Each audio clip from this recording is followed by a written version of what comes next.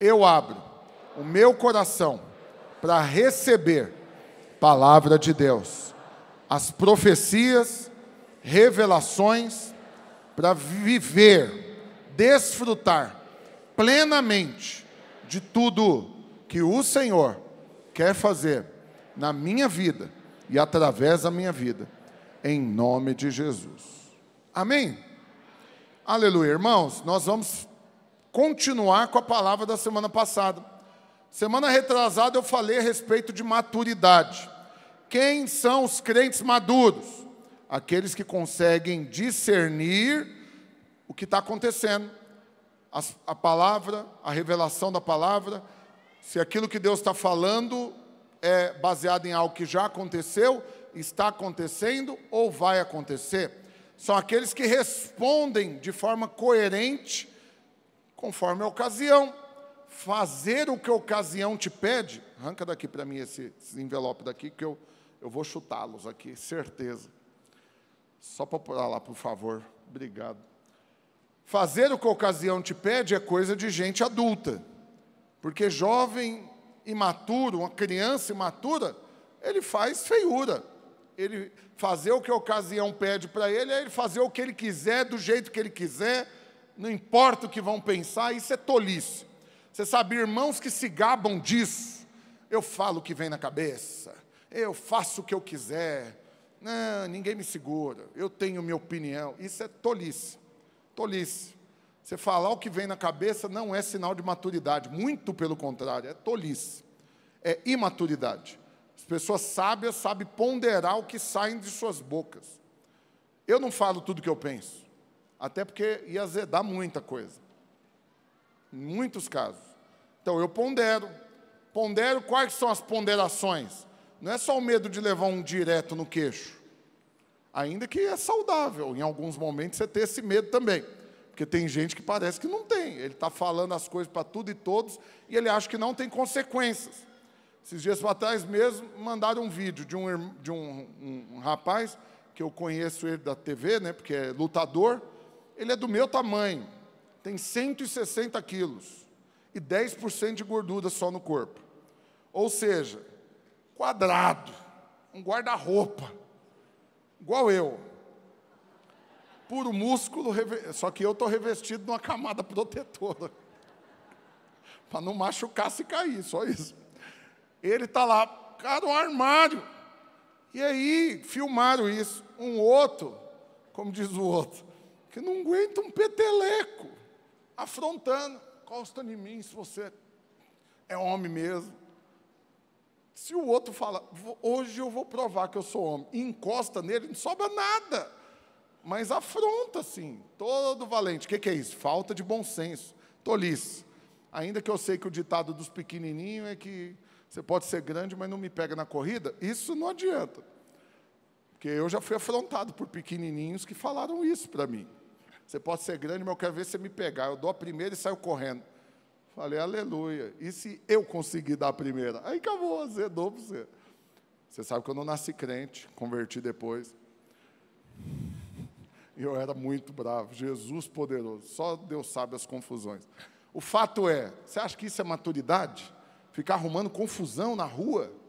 Ficar arrumando briga com quem é maior que você? Tudo isso é tolice. Mas também falar o que vem na cabeça, tolice. Por quê? Porque você pode ganhar uma discussão e perder um relacionamento. Você pode ganhar uma discussão e perder o coração da outra pessoa. Você pode fazer valer sua opinião e ser tido como um cidadão chato para encardir. É verdade ou não é? Quem aqui conhece alguém chato? Pode levantar a mão, seja livre. Só não olha para ninguém agora para não parecer que é indireta. Levanta a mão quem conhece alguém que é chato. Chato. Eu conheço. Até olha para baixo agora para ninguém pensar que eu estou dando indireta. Conheço, tem gente que é chato, chato. Sabe aqueles que quando chega você fica, Jesus poderoso. Só que se vangloria, achando que é a pessoa mais agradável do mundo. Por quê? Porque fala o que quer, faz o que quer. É tolo. Então presta atenção, o Senhor nos chama para a maturidade. domingo após domingo, você vir para cá, prestar atenção na palavra, falar amém, na medida que o pastor vai falando, e ter revelação, sinal de maturidade. Vim para cá ficar olhando para o infinito, contando quantas plaquinhas de isopor tem, quantas lâmpadas, mexendo no celular, conversando, criticando. Para que pôs foto? Para quê? Era só colocar a palavra, não precisava ter foto. A gente usou sem foto 3 anos e pouco, agora eu resolvi pôr foto. Aleluia. Não filmava, agora estou filmando. A gente vai mudando, é assim mesmo. Então, se você não receber nada, é sinal de maturidade ou imaturidade? Imaturidade. Você saiu de sua casa para vir para cá para não receber nada, para nem prestar atenção, isso é coisa de gente imatura. Você sabe, eu falei algo no Mesa dos Notáveis semana passada que eu participei falando da conferência. Eu já fui para uma feira, conferência, nem lembro o nome que se dá, para um evento em Florianópolis, que custou R$8.000 a inscrição por pessoa. Um evento de marketing digital, alguns anos atrás, eu fui, 8.000 de inscrição. Mais passagem aérea, mais hospedagem, mais alimentação. Arredondar aí uns R$11.000. Porque uma das minhas empresas é de marketing digital. E aí, resumindo, mas eu não fui sozinho, fui com mais 12 pessoas. Só que um não participou de quase nada, né? Hoje eu vou depois. Vou dar uma descansada. Cansado. Chegou lá, ficou só no celular. Correria. Coisa demais para resolver. O que é isso? Maturidade ou imaturidade? Imaturidade. Desperdiçou dinheiro, tempo, e foi cansar mais, porque você não fica descansado em viajar para ir para um evento desse. Você cansa. Então isso tudo é sinal de imaturidade. Quem você acha que o Senhor Jesus vai pôr uma coroa na cabeça para governar do lado dele? Os crentes maduros ou imaturos? Eu fico imaginando, irmãos, honestamente, eu falei já muitas vezes, agora eu não estou falando tanto porque parou, né? Acabou, eu já assisti todos que tinham, estou esperando lançar a nova temporada do The Chosen. Mas gostei demais. Quem assistiu The Chosen? Aleluia. Para mim ajudou demais quem não tem criatividade. Para imaginar como que é as cenas, né, as coisas. E para mim enriqueceu muito. Olha para mim. O que aconteceu? Um dia desse eu estava conversando com um irmão, eu falei, irmão, você assistiu aquele episódio? Porque eu já sabia que ele gostava do The Chosen. Eu falei, você assistiu aquele episódio já depois do arrebatamento? Que aí Jesus conversa com um crente que foi arrebatado? Aí ele falou, uai, teve esse? Eu falei, uai, então você está desatualizado. Ele falou, não, esse eu não vi, ué. Eu falei, não, mas é porque só passou nos Estados Unidos. Como eu falo inglês fluente, eu não preciso de dublagem, legenda, tal. Então eu assisti, você não fala inglês? Ele, não, então eu tenho que esperar. Mas é brincadeira, eu não falo não. Mas eu já vou chegar onde que eu quero. Aí, mas por quê? Eu usei isso como um gancho, só para pegar a atenção dele. Aí ele falou, mas como que é esse episódio, pastor? Falei, muito simples. Jesus, que é aquele mesmo, do seriado, The Chosen, ele chega para um que foi arrebatado, e aí ele está lá instruindo ele. Olha, agora no reino você vai fazer isso, você vai fazer aquilo, eu quero que você governe sobre tal região, você vai tomar isso. Quando isso acontecer, você resolve desse jeito, é assim que é a sua postura, eu quero que você se comporte desse jeito. E aí, enquanto ele está lá, esse que vai reinar com ele está assim. Aí chega um outro falando, Jesus, Jesus, e eu? O que eu vou fazer? Jesus, só um minutinho. Então, e continua instruindo o outro. E aí esse estava lá, e eu? Aí Jesus falou, não, você, depois na conversa. Agora não. Como diz o outro, agora é conversa de gente adulta. Você não pode participar. E aí depois ele foi conversar com o outro. Só que a atitude do outro era, você vai sentar ali quietinho, não mexe em nada.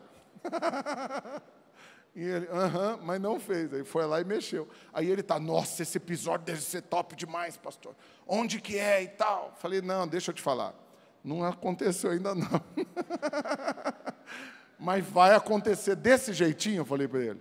Você sabia que Jesus não vai pegar alguém para pôr para reinar lá, que não entende a instrução. Que ele fala, faz desse jeito, ele vai lá e faz de outro. E ele fala, não, mas é porque eu acho que do meu jeito é melhor. Você, honestamente, não é sério. honesto. Você acha que corre o risco disso acontecer, irmãos? Lá no reino, não. Jesus vai correr esse risco de pôr coroa na cabeça de alguém que vai chegar e vai falar, não quis fazer do seu jeito. Eu acho que o meu é melhor. Não vai acontecer. O filtro já está acontecendo hoje. E para não acontecer lá naquele dia, o que o Senhor fez? Levantou uns pastores abençoados para ficar te ensinando, falando na sua cabeça, repetindo, para já moldar a coisa, para na hora que você chegar lá, chegar redondinho, aprumado, como diz o outro. Facilitar o serviço de Jesus. Mas tudo isso quem está fazendo é o Espírito Santo agindo em nós. Amém? Você crê que você está sendo treinado para reinar com Cristo? Então a hora de você dar rato é agora, irmãos. Você fazer umas perguntas assim, que dá preguiça. Você sabe que todo semestre, quando a gente começa o cursão, primeira aula tem uns que levantam o dedo, eu respiro. Pode perguntar, porque é o curso de maturidade, mas é a primeira aula, não dá para exigir que tenha maturidade, está aprendendo. Aí esse que está com o dedo levantado, ele fala, mas e os dinossauros?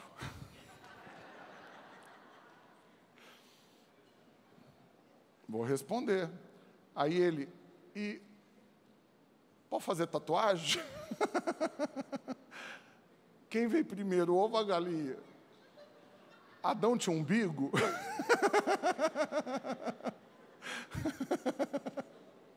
Ou seja, é tudo um monte de pergunta que vai edificar em alguma coisa, como diz o outro.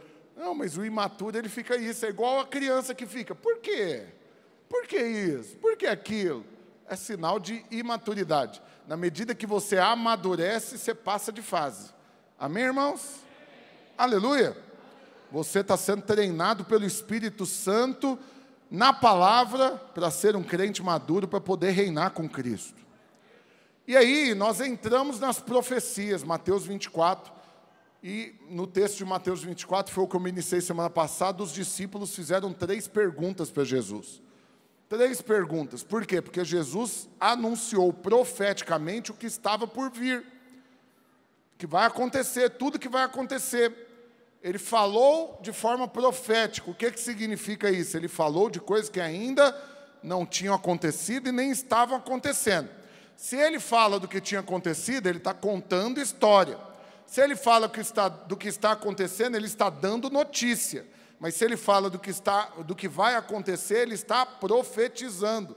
Ficou claro desse jeito, não ficou? Se fala do passado, está fazendo o quê? Contando história. Se fala do presente, está dando notícia. E se fala do futuro, está profetizando. Aleluia. Fala para o irmão do seu lado aí. O que é o passado, irmãos? Contar a história. Agora fale o presente. Dá notícia. E o futuro? Profetizar. Aleluia. Aprenderam? Aprenderam ou não, Jesus? Poderoso. Os irmãos estão comigo nessa noite? Jesus, então, em Mateus 24, está falando de quando? Passado, presente ou futuro? Futuro, porque ele está profetizando, está entregando profecias, anunciando o que aconteceria, sobre a volta dele, sobre o que aconteceria com o povo de Israel, depois dele morrer, ressuscitar, subir aos céus, o que aconteceria com a nação. Na última palavra, eu deixei claro isso para você, uma parte do que ele disse era destinado para o povo de Israel, e outra parte era para a igreja, para mim e para você hoje. Para o povo de Israel, a profecia incluía o fato de que eles seriam espalhados pela terra. E isso a Bíblia, hoje, o que para nós já é história, naquela ocasião que Jesus falou, era uma profecia, porque se cumpriu 40 anos depois. No ano 70, a nação de Israel foi espalhada pela terra. Hoje é história para eles, quando ele falou era profecia, ficou claro tudo isso, irmãos? Então isso não é para nós, porque o Senhor não vai espalhar a igreja. Isso era para o povo judeu. Para nós, outras profecias foram entregues.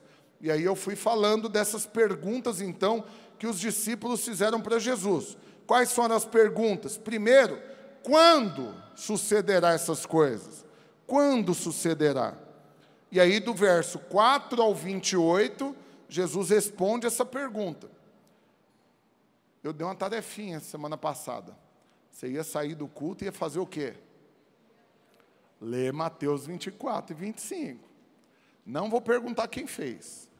Porque se eu perguntar e levantar a mão sem ter lido, vai cair os dois dentro da frente.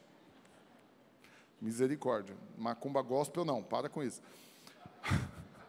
Olha aqui para mim. Se você não leu hoje, você vai ler em nome de Jesus. Não vou ler para você Mateus 24 e 25 inteiro. Eu preciso que você use a Bíblia que você tem acesso. Não só para ler, para falar que leu, mas para meditar, pedir revelação, se alimentar disso. Então, do versículo 4 a 28, Jesus responde essa pergunta. Aí a segunda pergunta dos discípulos é: qual é o sinal da sua vinda? Porque na primeira ele avisou, eu vou subir aos céus, mas eu vou voltar, quando ele falou das profecias. Aí eles perguntaram primeiro, quando? E ouviram dele, que não tem, nem o dia nem a hora, nem o filho do homem sabe o dia nem a hora. Mas eles falaram, então me dá algum sinal. Não tem o dia certinho, mas me dá um sinal. O que eu tenho que observar? E aí Jesus falou, do versículo 29 ao 31, dos sinais do céu.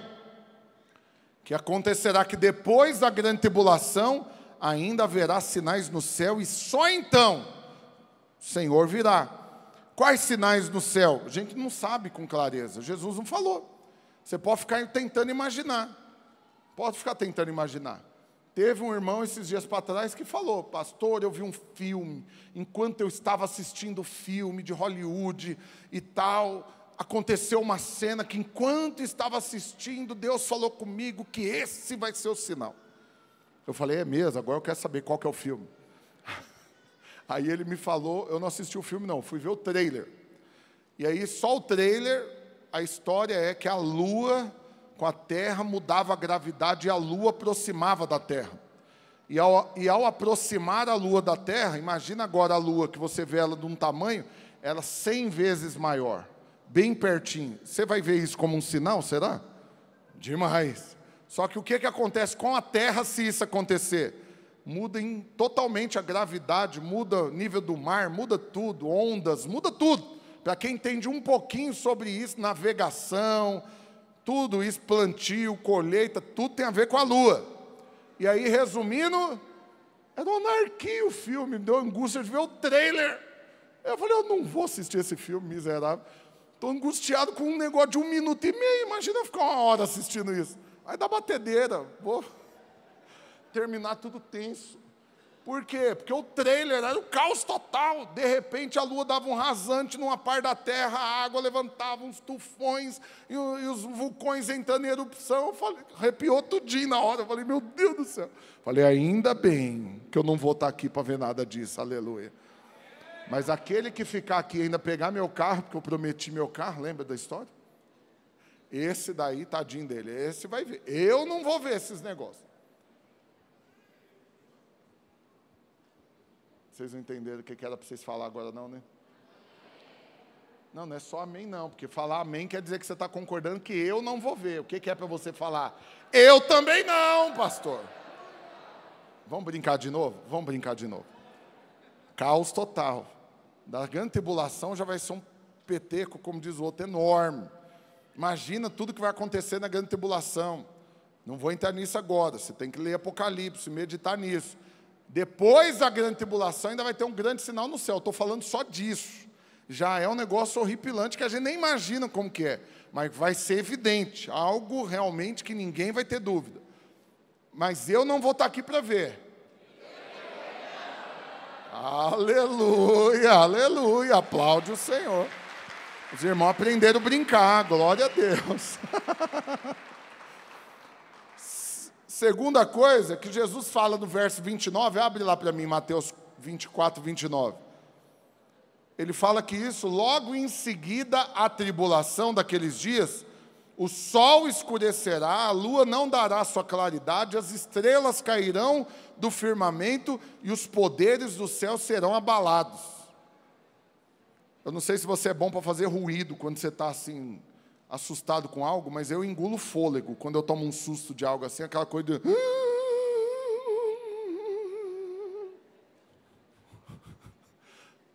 Olha essas cenas, irmãos. Você consegue imaginar a cena?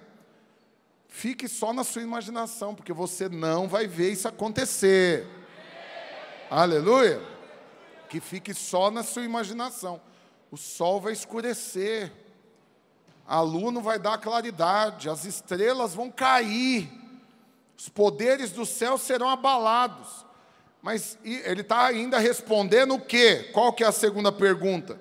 Qual o sinal da vinda? Jesus está falando, eu vou voltar depois que tudo isso tiver acontecido. Ou seja, tudo isso daqui são sinais da vinda. E a terceira coisa é qual o sinal da consumação dos séculos?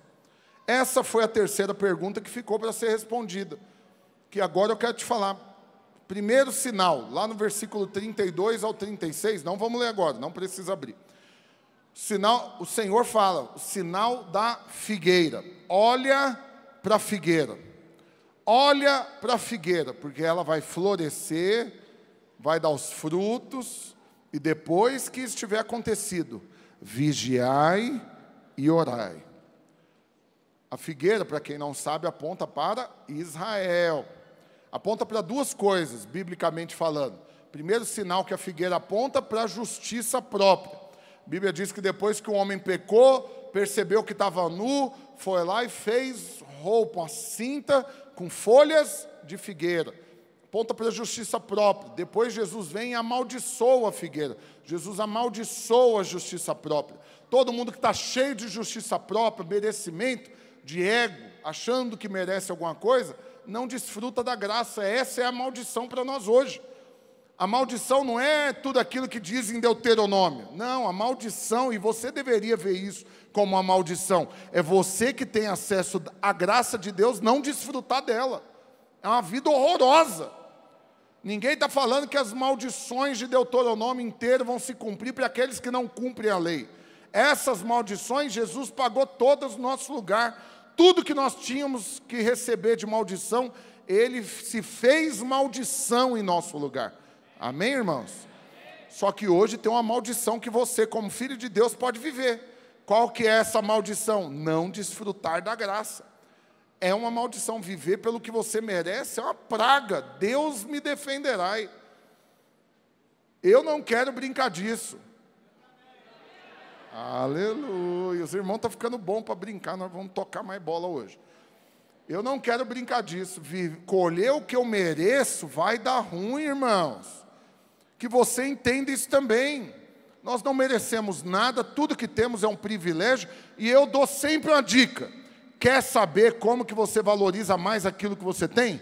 Coloca uma palavrinha mágica depois que você fala daquilo. Qual que é a palavrinha mágica? Cuidado aí com a câmera que está filmando. Qual que é a palavrinha mágica? Imerecido. Então, muito simples. A Maria tem um marido imerecido. Hein? Agora a Danilton já encheu o peito. Mas não concorda não, abençoado. Se você falar a verdade, ela não me merece. Aí você está cheio de merecimento. Justiça própria. Mas o Adanilton também tem uma esposa que ele não merece. Aleluia. Por quê? Porque ela é graça de Deus na vida dele. Eu tenho os discípulos que eu não mereço. São imerecidos. Não mereço nada. Não deveria ter ninguém parando para me ouvir. Olha aqui quanta gente me ouvindo. Sou pastor de uma igreja imerecida. É muito favor de Deus ser pastor desse rebanho. Aleluia. Eu tenho discípulos, eu tenho esposa, eu tenho filhos, eu tenho carro, eu moro numa casa... Eu vivo numa cidade, eu não merecia nada. Merecia estar no inferno tostando, virando o quê, pelo amor de Deus? Carvão seco, esturricado, cinzas. Se falar o que eu merecia, muito simples saber o que eu merecia. Merecia a morte que Jesus morreu. Porque a substituição foi feita e Ele morreu a morte que eu merecia. Então, olha aí aqui, agora, tudo que nós temos é imerecido. Não entender isso é uma vida miserável. Por quê? Porque você vai se encher de merecimento. Merecia ter uma esposa melhor. Merecia ter um pastor melhor. Merecia ter um discípulo melhor. Merecia ter uma igreja melhor. Merecia ter um carro melhor. Tanto que eu trabalho. Merecia ser mais reconhecido na igreja. Merecia até ser aplaudido quando eu chego para o culto. A gente está aqui, de repente um chega e todo mundo... ele chegou. Você sabe que uma vez eu estava de servo no Bueno e os irmãos fizeram algo, né? Por espontânea vontade, eles fizeram um corredor e na medida que as pessoas iam chegando, eles aplaudiam. Eu falei, quem teve essa ideia genial? Quem, pelo amor de Deus, que eu quero dar um cascudo hoje? Que conversa é essa de se aplaudir? Porque o que você acha que virou? Um desfile. O povo sendo aplaudido entrando assim. É isso mesmo, fique feliz que eu vim. Aplaudir, que conversa é essa? Não, você veio e foi para cultuar a Deus, você não merece aplauso nenhum que você veio. Pelo contrário, ai de ser se não vier. O prejuízo é grande, mas porque você veio, não tem que elogiar. Não, Deus, você tinha que levantar a mão para o céu que eu vim, levantar a mão para o céu. Só se for para depois voltar com ela com velocidade. Levanto, toma impulso e dá. Pá! Olha o tamanho da raquete. Está prestando atenção aí, né? Aleluia. Olha aqui para mim. Olhar para a figueira tem dois significados. Primeiro é entender que não tem recompensa para alguém que está vivendo cheio de justiça própria. Não tem recompensa. Alguém que vai chegar diante dele para exigir pagamento, não tem nada para receber. Ficou claro isso? Ficou mesmo, irmãos? Se você vive a sua vida fazendo coisas, esperando um pagamento, Deus não está te devendo nada.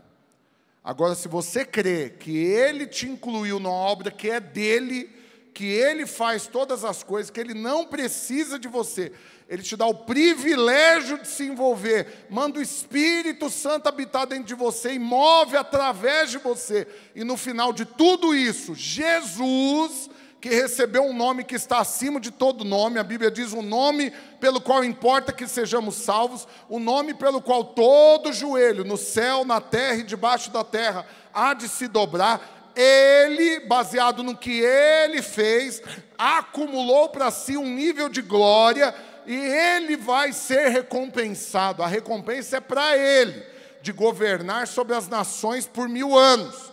E Ele decidiu nos incluir nisso. Mas não é um pagamento, Ele não nos deve isso. É muita graça, irmãos. É muita graça.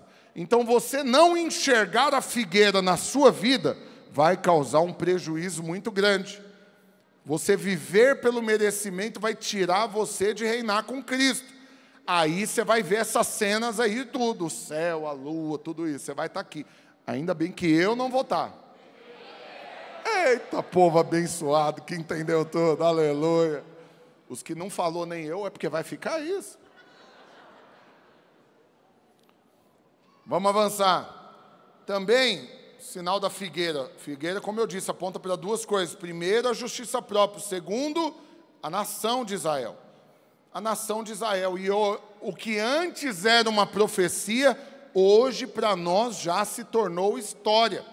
Por quê? Porque a nação foi dispersa, mas depois foi novamente reunida em 1948, reconhecido novamente como uma nação.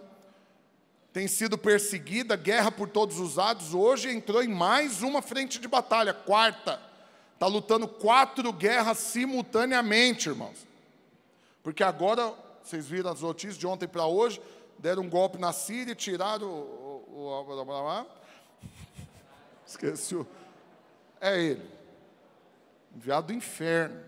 500 mil pessoas morreram nos últimos 13 anos na Síria. 500 mil fruto de guerra. Perseguição interna, guerra civil, oprimido. Fora aquele tanto de cristãos sacrificados, mortos. Lembra daquelas cenas com macacão laranja, de joelho, sendo decapitado? Tudo isso lá. Aí você fala, nossa, parece que tem tantos anos. Pois é, 13 anos. E até hoje o cidadão estava lá, ainda governando a nação. Agora ele foi tirado. Imediatamente, Israel entrou em guerra. Para quê? Para defender as divisas, para não permitir nada entrando pela divisa com a Síria. Só que, ao mesmo tempo, ele está em guerra com o Líbano, com o Irã, tem mais uma. E na faixa de Gaza, 4 guerras simultâneas. Essa é a figueira, sendo atacada por todos os lados. Tudo isso foi profetizado. Só que uma coisa que ainda falta acontecer lá, nós ainda não vimos.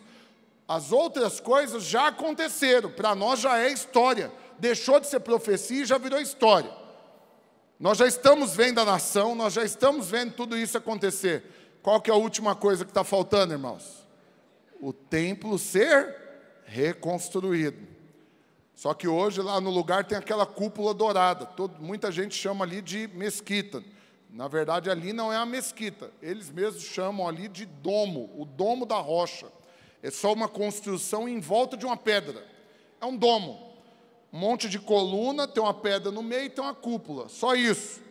Mas por que chamam de mesquita? Por confusão só. Porque, na verdade, do lado, se você pegar as fotos, você vai ver. Do lado tem uma mesquita.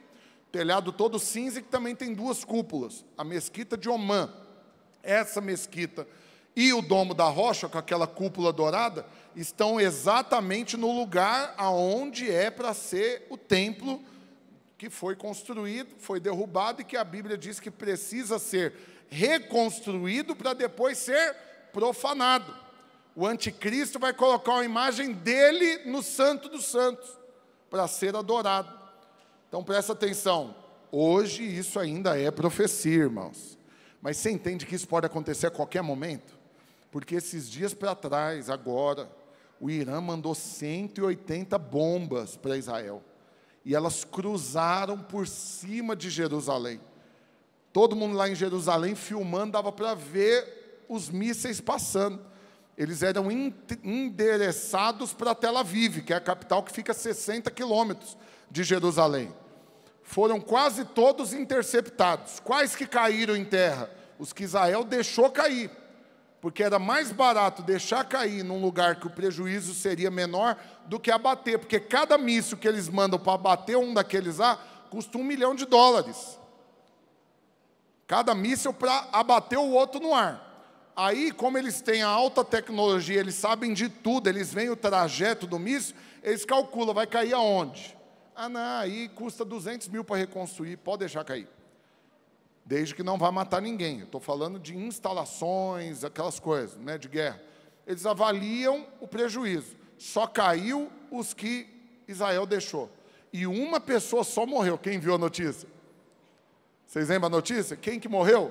Um palestino que estava no ponto de ônibus e ele resolveu andar para o lado. Quem viu esse vídeo?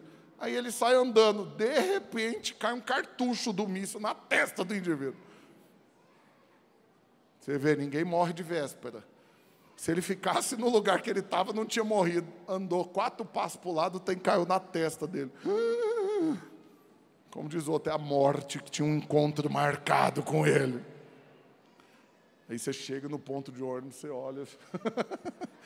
Agora eu só quero te fazer imaginar o seguinte, imagina agora, se esses 180 mísseis que cruzaram o céu de Jerusalém, um deles muda a rota, acontece alguma coisa, pega sei lá, ou o cara enlouquecido lá que disparou, na hora de disparar, era para ele mandar por um lado, mas ele fala, não quero, vou mandar lá em Jerusalém. E ele pega e cai um míssil lá no pátio do templo. Aí hoje o que está lá, a mesquita, é demolido. Você acha que Israel vai deixar reconstruir mesquita islâmica lá dentro? Não vai. Ah, nós não ia tirar não, porque é da guerra. Mas já que vocês mesmos derrubaram, pode deixar que o lote é meu. Pode deixar que eu tenho outra coisa para construir aí. Aí o templo vai ser reconstruído. Agora você quer saber uma notícia?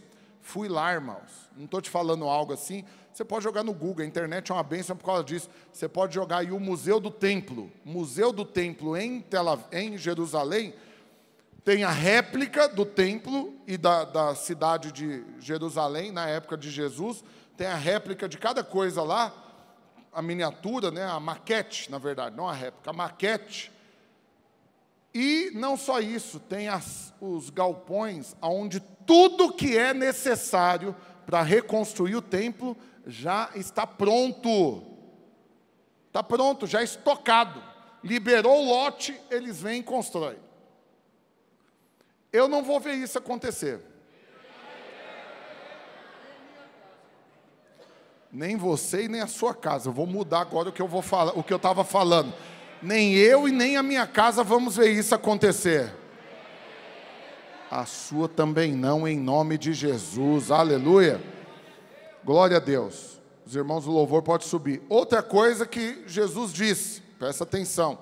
Do versículo 37 ao 39, ele também fala dos sinais dos dias de Noé. E aí eu já encerro falando disso. Olha aqui para mim. Qual que foi a pergunta dele? Quais são os sinais? Quando vão acontecer? Quando, Senhor, isso vai acontecer? Primeira pergunta. Segunda pergunta, qual o sinal da sua vinda? E a terceira, qual o sinal da consumação dos séculos? Jesus responde, o sinal é que a vida vai estar igual na época de Noé. Vai estar igual na época de Noé. Aí você tem algumas coisas que aconteciam na época de Noé, que a Bíblia relata. Olha aqui para mim. A Bíblia relata o que acontecia nos dias de Noé. A maldade se multiplicou pela terra. O que você acha que está acontecendo em pleno século 21, no ano de 2024? O maior nível de maldade até hoje. Registrado historicamente, nunca se matou tantas pessoas, nunca se fez tanta crueldade contra pessoas. Os casos de assassinato, pedofilia, estupro, tudo quanto é tipo de atrocidade, não só de um desconhecido como o outro, mas até de parente, pais. O nível de maldade está batendo recordes. Vai contabilizando aí, esse é um dos sinais. Coloca para mim também, vai aí, versículo 39, só para nós lermos, vai. E não perceberam, senão quando veio... volta no 37, versículo 37. Pois assim como foi nos dias de Noé, também será a vinda do homem. Então aqui está um dos sinais da consumação do século. Jesus vai voltar quando tiver assim o mundo. Aí fala, porquanto assim como nos dias anteriores ao dilúvio, comiam e bebiam, casavam e davam-se casamento, até o dia em que Noé entrou na arca. E não o perceberam, senão quando veio o dilúvio e levou a todos. Assim será também a vinda do Filho do Homem. Aí agora você entendeu. Um dos sinais de que Jesus está para voltar é que a vida vai estar igual quando estava na época de Noé. E aí então você tem que voltar lá em Gênesis e ver como estava lá em Gênesis 4. Você vai ver como estava a vida na época de Noé. O que estava acontecendo? Outro sinal. Os filhos de Deus tinham se misturado com os filhos dos homens. Uma outra raça nasceu. Por quê? Porque os anjos caídos, que caíram junto com Satanás, tiveram sexo com as mulheres e produziram filhos. A Bíblia diz que nasceram os nefilins, os anaquins. E aí os gigantes, poderosos. Tanto que Golias é dessa raça. Agora olha aqui para mim. Olha aqui para mim, irmãos. Hoje você não está vendo isso acontecer. Você não vê gigante. 3,5 metros de altura. Poderes extraordinários. Não é esse tipo de mistura que está acontecendo hoje. Mas acredite, a manipulação genética está produzindo outra raça. É a mesma coisa. Deus fez o homem misturado, adulterado, mudando a fórmula, se misturando com o demônio, produziu uma outra raça. E aí então Deus mandou o dilúvio para exterminar isso. Jesus está falando, assim como foi nos dias de Noé. Não se engane, logo mais você vai só descobrir o que já aconteceu. Não vai acontecer, já aconteceu. Ovelha Dolly já tem décadas. Mutações genéticas já tem décadas. Mas acredite, muitos, esses dias para trás, sem ser esse ano, no ano passado, o cara que ganhou o Nobel de Ciência, ano passado ou retrasado, o cara que ganhou o Nobel de Ciência está sofrendo um processo para ser tirado o Nobel dele. Por quê? Porque ele fez uma afirmação. Qual que foi a afirmação? Pessoas mutantes já estão andando entre nós. O cara que ganhou o Nobel. Qual que é a mutação? Adaptados geneticamente. Raça humana com alguma outra coisa. Tanto que uma sensação, é só uma opinião, você pode descartar e jogar fora. Uma opinião é que o anticristo vai fazer parte dessa raça.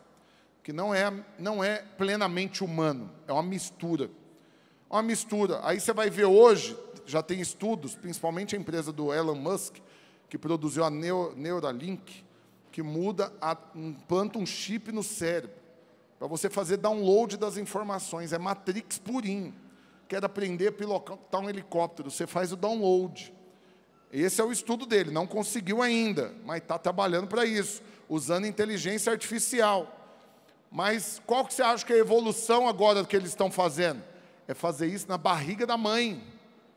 Hoje já estão definindo cor de olho, geneticamente modificado. O menino fala, não, eu quero que meu filho nasça com o olho azul.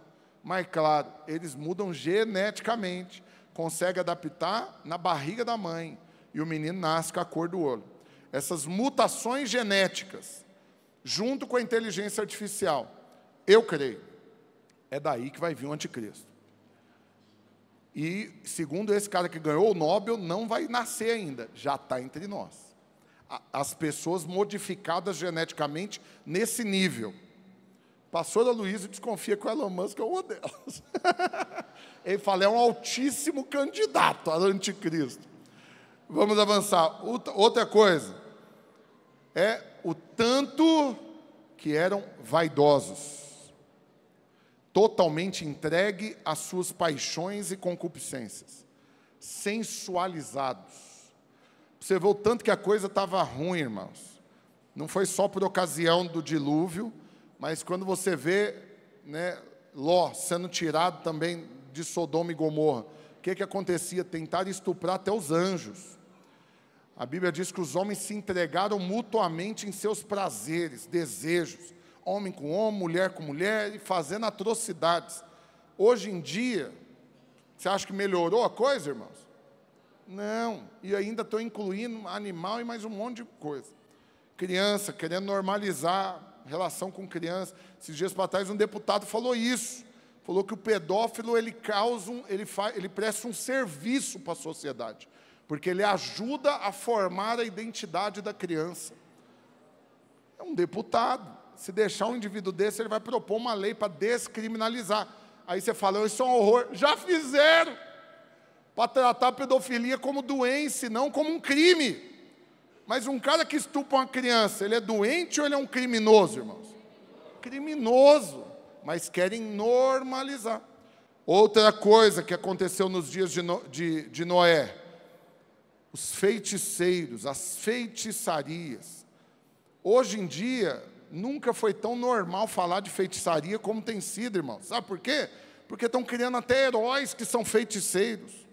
Personagens de cinema, de quadrinhos, de tudo, que você torce para o menino que tem uma varinha e que monta numa vassoura e voa, para o outro que faz os 2 dedinhos e abre um portal. Não estou atacando pedra não, assisti tudo também. O problema é quando você começa a torcer para o feiticeiro, porque vai ficando normal fazer feitiçaria. Irmãos, não vai muito longe. Há alguns anos atrás, alguém virar e falar para você que fez uma magia negra, que fez uma macumba, que foi num terreiro, ninguém nem imaginava quem mexia com isso. Hoje eles põem adesivo no carro. Até a maçonaria, ninguém sabia quem que fazia parte. Tem um monte de teoria, tem uns códigos, na hora que pega na mão, tem alguma coisa que eles fazem assim, que identifica que é um maçom. Agora tem adesivo nos carros. O cara está lá, ele fazendo propaganda. Então presta atenção, tudo isso é para tornar comum aquilo como foi nos dias de Noé. Tudo isso são para nós o que, irmãos? Sinais. E qual é a exortação para mim e para você? Vigiai e orai. Porque 2 estarão no campo, um será tomado, deixado o outro. 2 estarão no telhado, um será tomado e deixado o outro. Qual o sinal? Todos esses. Mas o que vai determinar quem que vai e quem que fica? O tanto que vigiou, esteve prestando atenção nos sinais. Estou aqui como seu pastor ministrando para você, para te ajudar a enxergar os sinais. Não preguei tudo porque eu não consigo ler Mateus 24 e 25 para você inteiro aqui. Por isso que você tem que ler. Se você não ler, já mostra que você não está nem aí para vigiar. Porque você não sabe nem pelo que você tem que vigiar. É o guardinha que você fala, fica de segurança aí. Contra o quê? Aí não sabe. Aí, de repente, ele cumprimenta o ladrão. Boa noite, senhor. Abre a porta para o cara. Esses dias atrás eu vi isso. O cara chegou, o ladrão chegou num condomínio na Barra da Tijuca, no Rio de Janeiro. O cara bem vestido, parou um carrão na porta, cumprimentou o porteiro cumprimentou ele. Aí o cara apontou, abre aí. Ele falou, o senhor não tem a senha? Esqueci. Oh, me perdoa, senhor. O porteiro abriu. O cara entrou e roubou. Por quê? Porque era um ladrão bem vestido num carrão que também era roubado. Esse porteiro manteve o emprego, você acha? Não, por quê? Porque é um vigia ruim para encardir. Vigiar mal assim lá longe. Ele abriu a porta para o ladrão. Tem base um negócio desse? Então você tem que ser bom para vigiar. Você tem que saber contra o que você está vigiando.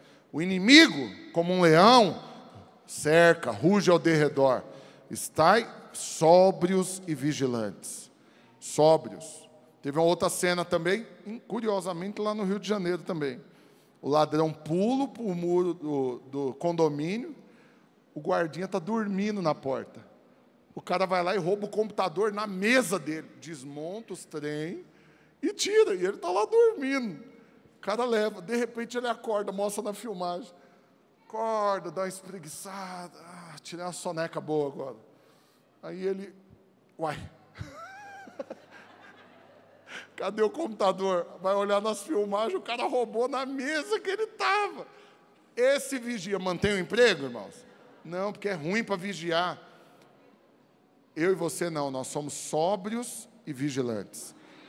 Estamos olhando os sinais, não vamos passar pela grande tribulação, não vamos ver nada do que Apocalipse está falando que vai acontecer nesses dias, porque seremos tomados. Como um ladrão, a Bíblia diz que Jesus vai vir e nos tomar. Como um raio que se mostra do ocidente até o oriente. Tuf!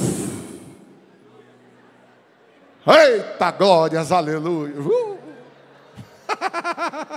Acordou quem estava dormindo. Como um raio, você vai ser tomado. Não vai ver nada do que vai acontecer aqui. Eu sei que eu e a minha casa não vamos ver. Aleluia. Quem não vai ver nada do que vai acontecer na grande tribulação, fique em pé agora e vamos orar em nome de Jesus. Aleluia.